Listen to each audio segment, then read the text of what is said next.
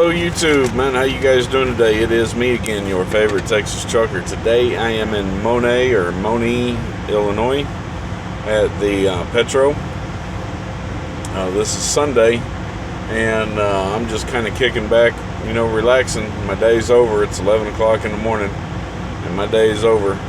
Can't deliver till tomorrow. The company I'm delivering to is not open on the weekends.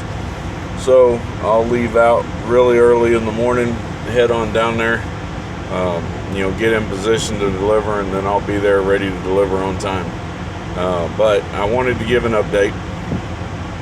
I'm still going through these growing pains out here as a owner-operator, so I figured I'd let you know what's happened lately.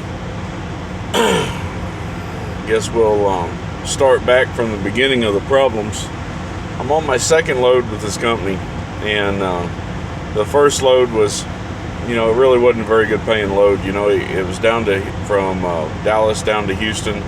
It wasn't a real great paying load, but it put me in position to get a decent load coming out. And then of course, I'll be in the Chicago area, which is, a really good area for our company. So, hopefully it'll all work out, and everything will even out. But I bought this truck, and I bought it from Eddie Walker's Best Used Trucks, and man, they're great people. They financed me when a lot of people wouldn't finance me, and got me on the road rolling. And I kept a little bit of money back in reserves for maintenance, and I guess it's a pretty good thing I did. I knew there were going to be some things that went wrong, but the engine was in pretty good condition, and I didn't really figure that I'd have a lot of engine problems, so I figured I could get through everything else, and I did an inspection on the truck, and I paid a lot of attention to the tires, and all the drive tires were recaps, but fuck, man, people run recaps all the time, so I really wasn't too worried about it. I don't like recaps. I didn't want recaps on my truck, but they were recaps, and they had good tread, a real good tread. A good enough tread that I wasn't really all that concerned about the tires.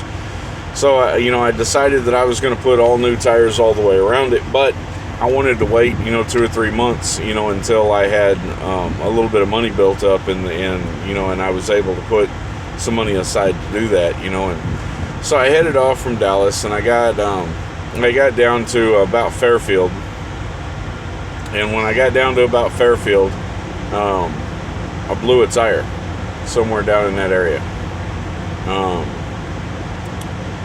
And it was unexpected, it was one of the good tires, with the most tread, and it was kind of unexpected, but it was a hot day, it was over 100 degrees, and I was pushing the truck kind of hard, I was running about 75, so, so I figured, all right, well, it's a lesson learned. I'm going to slow it down so I can get these tires changed. I slowed it down to about 68 miles an hour. Cost me $655 for a road service call to come out and bring a new tire. And I didn't want a used tire, and I didn't want a recap, because I'm throwing recaps, I'm throwing treads, and I just, I don't want to deal with a used tire, and don't want to deal with treads, especially not right now when I'm just starting out and I only have a limited amount of money. For me, it was better to buy the new tire than it was to deal with used stuff. So I hit the road again. I made that delivery in Houston, and I picked up in Palestine, not Palestine, Lord have mercy. Anyway, picked up down in the Houston area, and got to see my mom for the night. I left and came back, headed up here towards Chicago. So I made it through most of the first day, and I got up there in Arkansas, up around just south of Little Rock up in there, and blew another tire, and 2 days in a row. And so the second tire was like $580 something out of pocket, man. And I can't afford to keep blowing tires, man. I contacted my company. I told the company, I said, I can't keep doing these recaps, they're killing me. And I got to get these recaps off the truck. The truck sat for a while. I don't know exactly how long it sat. I know it sat all the way through the winter time. And I don't know how long it sat before that, but the truck sat for a while, and apparently the recaps, kind of went bad during that time that the truck sat. So, I wanted to get them all off my truck. So I talked to my company. My company told me to wait till the next day. They had a tire account at a place right next to the Petro where I was stopping at, or TA or whatever it was. I think it was a Petro anyway. They had an account right next to it, and in the morning time I could go there and I could check and see what the prices were. They were going to help me out with it. So the next morning I wake up and the fucking front left drive tire's flat. Steer tire's flat. Apparently I picked up a nail, so I aired that tire back up. Now I got to replace both tires. I thought I could plug the tire. So I get down there to the tire place, which is about a half-mile away, and I go in there and I tell them I need a price on 6 drive tires, because I didn't replace 2 of them, so I need a price on 6 drive tires, and I need to plug a steer. And they said, well, you can't plug the steer, it's illegal. So now I got to buy 2 new steers also. I put Yokohamas on the truck because it was the cheapest option for brand new tires that I had. Maybe they weren't the best tire. Maybe I could have gone with a better tire, but I couldn't. I just, I'm going in debt on this. My company paid for it, and it's going to come out of my settlements. But, now I've got new drive tires, new steer tires, all 10 tires all the way around the truck are brand new. And so hopefully, I can go through this and I don't have this, any of these issues again. Hopefully I'm done with tire stuff for, a considerable amount of time.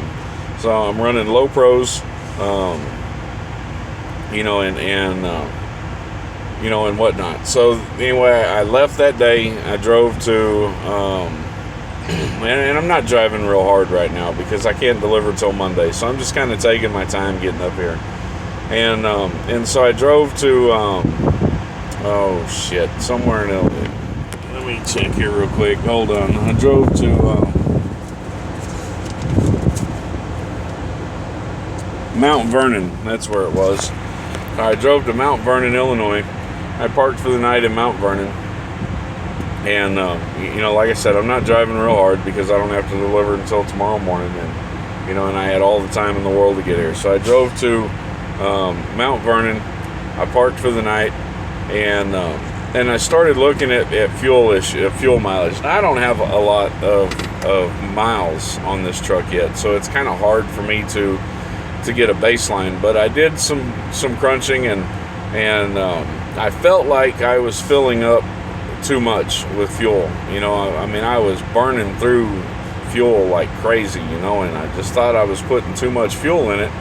So I wanted to crunch the numbers and kind of get an idea of what I was spending on fuel, and my numbers came out to 6.34 miles per gallon, which honestly isn't that bad, but it didn't make sense because I had filled up. I felt like I'd used a lot more fuel than that. Well, it turns out that I had missed a figure, and 6.34 wasn't accurate. Matter of fact, it was more around 4.4 miles per gallon. Really, really bad. And just like I thought, I'd been using way too much fuel. But I looked at the fuel mileage, and I went with my gut. I figured there was something going on, and I didn't know what it was. So in my post trip, I pulled my air filter and fuel filter is the only things that I can think of that really would affect my fuel mileage that way, unless there's a major engine problem. And the engine's just running way too smooth. No problems with the engine at all, so I didn't figure that was it. So I pulled out the air filter, and man, oh my God, man. If you follow me on Facebook, I posted a little short video on Facebook of me blowing the air filter out. That video was 5 minutes into the process. I blew so much dirt out of that air filter.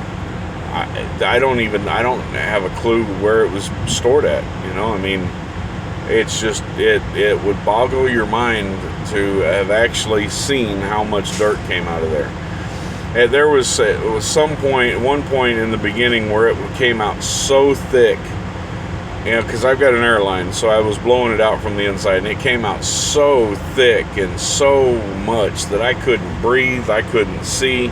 I was coughing, gagging. I had to step back away from it, you know, and I mean, I blew dirt all over the truck next to me. I ended up having to use the airline to blow all the dirt off his truck. I blew dirt all over my fucking truck, and the side of my truck was wet, so the dirt stuck to my truck, you know, and now I'm gonna have to get a truck wash to get all that shit cleaned off. I blew dirt all over me. My black pants and my fucking gray shirt were solid brown. You know, I tried blowing it off, and there was just I couldn't even blow it off of me. You know, and luckily I had a shower credit, so I was able to go in there and grab a shower. But, you know, I left a ½ inch of dirt on the ground in about a 3-foot radius. You know, I mean, it took me 20 minutes to blow this filter out, just over and over and over again, going through it. About 5 minutes into it, I made the short video for Facebook, you know, to kind of just show people what I'm going through out here. And I mean, it was just, I've never in my life, even when I was driving in the Army, we went to Fort Irwin, California, at the National Training Center, and it's all desert, you know, and I drove through that desert for a month down there, and, you know, we had to blow our filters out all the time, you know, and even then it wasn't that damn bad, you know, I mean, it was, oh my God, man, I've never seen anything like it in my life, you know, I mean, I went and priced an air filter, and, you know, and man, I've come out of pocket almost $1,200 for road service calls, and now I owe my company $4,000 for tires all the way around the truck. So, you know, I went there and I priced the air filter. It's $80, man, and $80 doesn't seem like much, and honestly, it's a small price to pay, but I just can't afford it right now, you know. So I'm blowing it out. I know I didn't get everything out of it. I got as much of it out as I could possibly get out, you know, and then I put it back in the truck. Well, you know, here in a couple of days, you know, maybe tomorrow or the next day, I'm going to blow it out again, and I'll blow it out again and again and again until I've got it to where almost nothing's coming out of it anymore. So anyway, I get in the truck this morning. I go ahead and I fuel back up again, man, and I didn't want to fuel up, but, you know, because it's cutting into my money, but, you know, I had to fuel up. Because, you know, I just been using too much fuel, and today things seem a lot better. It looks like I've actually used about half of what I've been using for roughly the same amount of miles. So I'm kind of happy with it right now. I had no problems today. Everything was doing good. And, you know, I still need to clean the air filter. I still need to replace the air filter, and I'll get it replaced as quick as I can get it replaced. But for right now, I'm just going to be blowing it out, and I'm going to blow it out every 3 or 4 days until I'm not getting any dirt out of it at all anymore. And then when I'm not getting any dirt out of it at all anymore, hopefully my fuel mileage will level out. So, you know, yeah, I'm learning, you know. It's what it's about, you know, I'm learning. It's been a little stressful, man, you know, and my inverter quit. I don't know why it quit. There's a fuse in the battery box, but getting into the battery box is a bit of a pain in the ass on this truck. And so, you know, I mean, I've actually got time to do it today, but I'm not going to mess with it today. I don't want to get in there and find out that I've got something I've got to do, and, you know, in order to fix it, you know, and then I know what I'm going to do. I'll be like, you know, well, I've already got it apart. I might as well go ahead and take care of it now. And I'll do that when I get home. When I get home, that's when I'll pull it apart, and I'll get in there and I'll look to see what's wrong. It may be that my inverter's no good anymore. I may have to buy a new inverter. You know, I hope that's not the case, but, you know, it's possible. It could be. That would actually be the best case scenario. You know, I mean, the next thing. Well, the second best case scenario. The best case scenario is that I just blew an inline fuse. But if I blew an inline fuse, there's got to be a reason why I blew that fuse. And I'm not exactly sure what that reason is. And that would have me a little concerned. So, you know, it is what it is. That's the update. That's where I'm at today. I'm in Monee, however they pronounce it up here in Illinois. Not too far outside of Chicago. I'm about an hour away from my delivery in the morning. I'll make that delivery tomorrow morning, and then we'll all be good to go. So y'all take care, and you know, I'll keep you updated on what's going on. Hopefully from now on my updates will be pretty good, and you know, I can tell you that things are going great for me. All right, man, y'all take care and peace out.